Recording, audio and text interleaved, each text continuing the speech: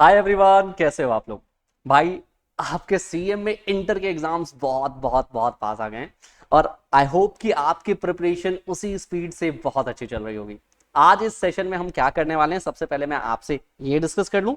देखिए, आज इस सेशन में मैं आपसे डिस्कस करने वाला हूं हमारे ट्रेंड क्या होने हैं सर। हाँ जी, ट्रेंड का मतलब क्या सर? ट्रेंड का मतलब मैं आपसे डिस्कस करूंगा कि सर आप किन चीजों की प्रिपरेशन पहले करेंगे, डिटेल में करेंगे। और हां, अगर आप इस ट्रेंड को एनालाइज कर लेते हो कि सबसे ज्यादा इंपॉर्टेंट क्या है, तो आप अपने एग्जाम के लिए और रेडी हो जाते हो।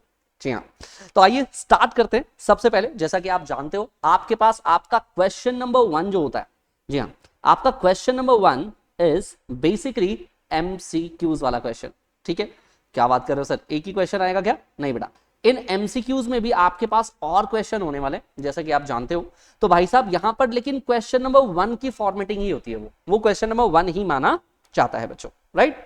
चलिए, सो एक बार देख लीजिए कि सर आपके पास एमसीक्यूज में क्या आने वाला है। देखो, हमने क्या किया है, हमने इस ट्रेंड एनालिसिस को करने के लिए हमने पिछले 4 एग्जाम के, कह लीजिए, क्वेश्चन पेपर को अच्छे से एनालाइज किया। और क्या देखा, हमने देखा भाई साहब, कंपनीज एक्ट कुछ अलग ही बात कह रहा है। कंपनीज एक्ट सबसे ज्यादा इंपॉर्टेंट है सर। सबसे ज्यादा इंपॉर्टेंट क्या है? Companies act. हाँ, मैं आपसे डिस्क्रिप्टिव क्वेश्चंस के लिए नहीं कह रहा, आएंगे डिस्क्रिप्टिव क्वेश्चन वाले पार्ट पे भी। अभी मैं कह रहा हूं आपका क्वेश्चन नंबर 1 जो कि एमसीक्यूज क्वेश्चन है, इसके लिए आप देखोगे एमसीक्यूज में टोटल यहां से आपको 6 मार्क्स के दिखेंगे, फिर दिसंबर 25 में 3 मार्क्स का है, जून में 24 में फिर 6 मार्क्स का है, जून 25 में फिर 6 मार्क्स का है। तो ऑलमोस्ट अगर मैं इसको हटा दूं तो आपको दो दो नंबर के, दो दो मार्क्स के 3 क्वेश्चंस आते हुए दिखाई दे रहे हैं यहां पे, जो कि टोटल कैरी कर रहे हैं almost 6 marks in each paper. आप समझ रहे हैं?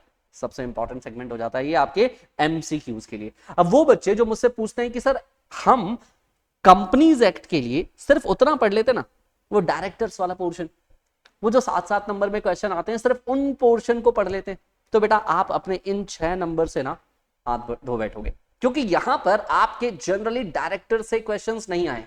जब हम एमसीक्यूज की बात करें तो बाकी का कंपनीज एक्ट चेक कर रहा होता है, तो एग्जामिनर को ऐसे गोते नहीं दे पाओगे दोस्त, राइट। तो भैया यहां पे आपको याद रखना है कि आपके 6 मार्क्स के लिए बाकी के जो आपका कंपनीज एक्ट है वो भी इंपॉर्टेंट है, तो एक बार अच्छे से जरूर पढ़ के जाना। अब मैं इस समय ये तो नहीं कहूंगा कि सारा पढ़ने बैठना, लेकिन जो इंपॉर्टेंट चीजें आपको क्लास में बताई गई थी कि आपके एमसीक्यूज के लिए इंपॉर्टेंट है, उस पर ध्यान लगा के जाना दोस्तों, right. Yes sir. So total यहां से 21 क्वेश्चंस आए हैं, मल्टीप्लाई बाय 2, 42 मार्क्स के लिए। वेटेज अभी तक का 35% इसी का दिखता है। फिर दूसरा आता है भैया एथिक्स। जी हाँ, देखो इसमें भी अगर आप देखोगे ना तो इमोशनल इंटेलिजेंस के क्वेश्चन बहुत पूछ रहे हैं, बहुत ज्यादा पूछ रहे हैं। आप देखोगे 2-2 क्वेश्चन तो है ही है यहाँ पे, 2-2 क्वेश्चन। एक बार ऐसा भी हुआ कि एक क्वेश्चन आया, लेकिन आप समझ के चलो कि एथिक्स में से 2 क्वेश्चन आपके, और खासकर ये वाला टॉपिक, ये आपने पढ़ करके जाना ही जाना है आपके एमसीक्यूज के लिए, बहुत इंपॉर्टेंट है। 2 × 2 4 नंबर यहां से हो जाएंगे भैया, 10 नंबर की तैयारी आपकी हो गई है। एथिक्स 10 के लीजिए, 10 पेजेस का पूरा टॉपिक है, ऑलमोस्ट 10 से 15 पेजेस का है, इजीली डुएबल है। आप अच्छे से पढ़ के जाइएगा अपने एथिक्स वाले पोर्शन को, तो राइट। फिर आते हैं सर कॉन्ट्रैक्ट एक्ट के ऊपर। अब देखो कॉन्ट्रैक्ट एक्ट में थोड़ा सा यहाँ पे स्यापा ये है कि एक ही बार में यहाँ पर इन्होंने 5 क्वेश्चन पूछ लिया, बाकी टाइम पे 2-2 एक क्वेश्चन आ रहे हैं। तो देखो लॉन्ग आंसर में तो ये पूछा जा रहा है, लेकिन अगर आप ट्रेंड को एनालाइज करोगे तो मैं कहूंगा यस, एमसीक्यूज में थोड़ा कम पूछा जाता है कॉन्ट्रैक्ट एक्ट को। बट हाँ, एक बार ऐसा भी हुआ कि 5 क्वेश्चन यहाँ पर ही पूछ रही है, नहीं सॉरी, 5 तो टोटल क्वेश्चन होंगे, नहीं सॉरी सर, हर बार एक ही क्वेश्चन आपसे पूछ रहा है, ये तो टोटल क्वेश्चन है 5, right. Total 5 × 2 is equals to 10, right. Am I clear? हाँ जी। एलएलपी की बात करें, LLP again not so important for your basically MCQs purpose, but फिर भी एलएलपी है भाई, एमसीक्यूज में ही आएगा, पढ़ लेना इसको, right. Sales of goods act, generally आपके एमसीक्यूज में एक क्वेश्चन यहां से आ रहा है बेटा। नेगोशिएबल इंस्ट्रूमेंट एक्ट से भी एक क्वेश्चन आपको दिखेगा। फैक्ट्रीज एक्ट एमसीक्यूज के पॉइंट ऑफ व्यू से पूछा जाता है भाई, जनरली मैंने देखा है क्वेश्चन नंबर 1 फैक्ट्रीज एक्ट का होता है इन जनरल। 2-3 क्वेश्चन पेपर में फैक्ट्रीज एक्ट का ही क्वेश्चन पाया गया है, राइट। तो भाई साहब ये आपके पास 4 क्वेश्चन अभी तक आए हुए हैं। फिर आप देखोगे एडीआर वाले क्वेश्चन जो है, लोक अदालत वाले क्वेश्चन, कंसिलिएशन वाले क्वेश्चन, चैप्टर नंबर 1 की बात कर रहे हैं हम।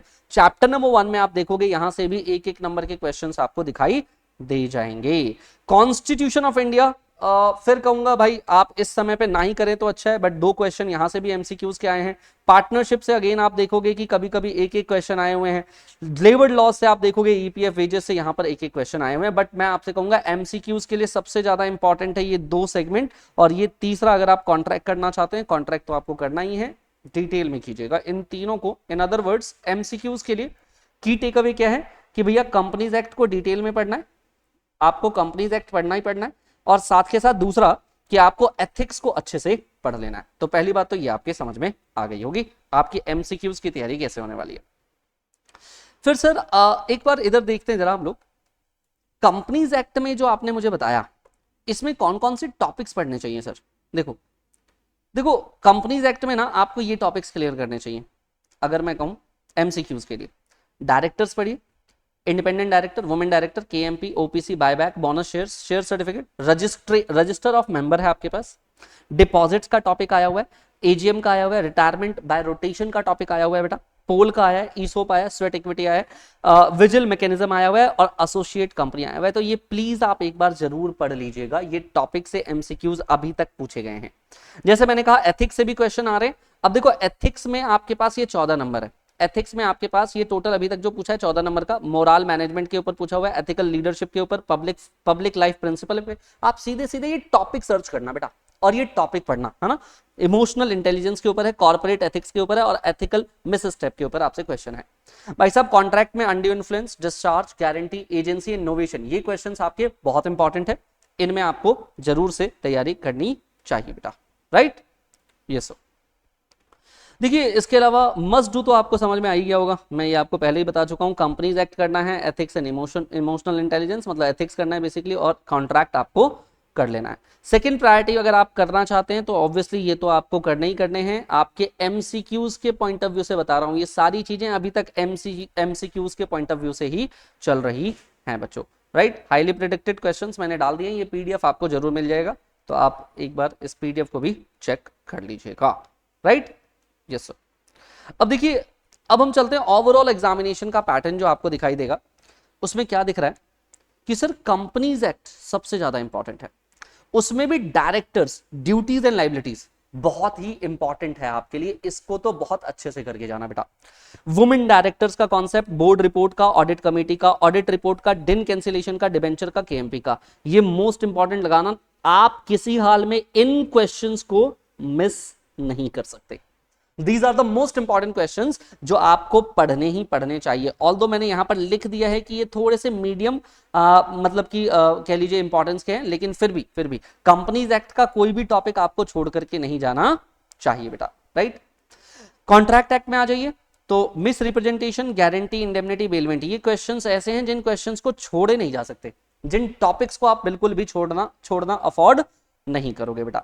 एथिक्स की बात करिए भैया, nature of ethics, ethics and law के बीच का डिफरेंस क्या है, बिजनेस एथिक्स क्या है, इमोशनल इंटेलिजेंस क्या है, कॉर्पोरेट अनएथिकल प्रैक्टिसेस क्या होते हैं, और सीएफए कोड वो बहुत इंपॉर्टेंट है, वो भी करके जाना, वो लॉन्ग आंसर क्वेश्चन के लिए भी बहुत इंपॉर्टेंट हो जाएगा आपका। लेबर लॉज में सबसे पहले क्या उठाना चाहिए, अगर मैं लेबर लॉज की प्रिपरेशन करने बैठूं आज तो सबसे पहले क्या उठाऊंगा मैं भैया, लेबर लॉज में सबसे इंपॉर्टेंट है आपके लिए ग्रेच्युटी, बहुत इंपॉर्टेंट है, यहां से क्वेश्चन आता ही आता है, ग्रेच्युटी बिल्कुल मत छोड़ना, ग्रेच्युटी करना ही करना है। इसके बाद कोड ऑन वेजेस, छोटा सा टॉपिक है बट इंपॉर्टेंट है, ये कर लीजिएगा। ये तीनों भैया अभी प्रिपेयर कर लेना, लास्ट के टाइम पे रिवाइज करने को टाइम ना भी मिले चलेगा, कोई बात नहीं, चलेगा, राइट। नेक्स्ट है हमारे पास सर, अगर मैं कहूं तो आपको किस तरह के क्वेश्चंस ज्यादा देखने को मिल रहे हैं, तो ऑब्वियसली प्रोसीजरल क्वेश्चन है आपके पास, इसके चांसेस बहुत हैं। केस स्टडी आपको दिखता है, लास्ट का जो क्वेश्चन होता है आपका केस स्टडी बेस्ड क्वेश्चन होता है। कंपेयर एंड कॉन्ट्रास्ट का क्वेश्चन होता है, ड्यूटीज और राइट्स के ऊपर क्वेश्चंस होते हैं। तो ऐसे जो भी क्वेश्चंस आपको प्रैक्टिकल एप्लीकेशन के ऊपर क्वेश्चन है, गवर्नमेंट बेस्ड क्वेश्चंस है, ऐसे जो भी क्वेश्चन आप गवर्नेंस बेस्ड सॉरी जो भी क्वेश्चन आपको दिखते हैं वो तो आपको करने ही करने हैं बच्चों, राइट। Yes sir. ये मैंने एक फ्यूचर प्रेडिक्शन बता रखी है आपको, जो कि ऑब्वियसली पास्ट को देखते हुए, तो आप देखोगे लगभग चीजें यहां पर क्या हो रही है बेटा, रिपीट ही हो रही हैं। तो सर अगर मेरे को एक स्मार्ट प्रिपरेशन करनी है इस समय पे, तो आपकी फर्स्ट प्रायोरिटी होनी चाहिए companies act, contract and ethics. ये तो आपको घोल के पीने वाली बात कहते हैं ना, वैसे घोल के पी लेना है भाई, बहुत इंपॉर्टेंट है आपके लिए, बहुत ज्यादा इंपॉर्टेंट है। Labour laws, negotiable instrument, sales of goods second priority पे आएगा, LLP partnership and factories act आपका थर्ड प्रायोरिटी रह सकता है बच्चों। तो ये प्रायोरिटी जरूर ध्यान रखिएगा and all the very best. आपने बहुत अच्छी प्रिपरेशन की है भाई। इस समय पे क्वेश्चन आंसर्स लिख करके जरूर पढ़ना, क्वेश्चन आंसर्स लिख करके जरूर पढ़ना, मतलब है तो क्वेश्चन देखना, उसके आंसर्स लिखना, भाई साहब आपकी प्रिपरेशन बहुत अच्छी होगी, बहुत बढ़िया होगी। All the very best. किसी तरह की कोई प्रॉब्लम है आप जानते हो आपको मुझे कैसे रीच आउट करना है, बता दीजिएगा। Thank you very much, bye बच्चों।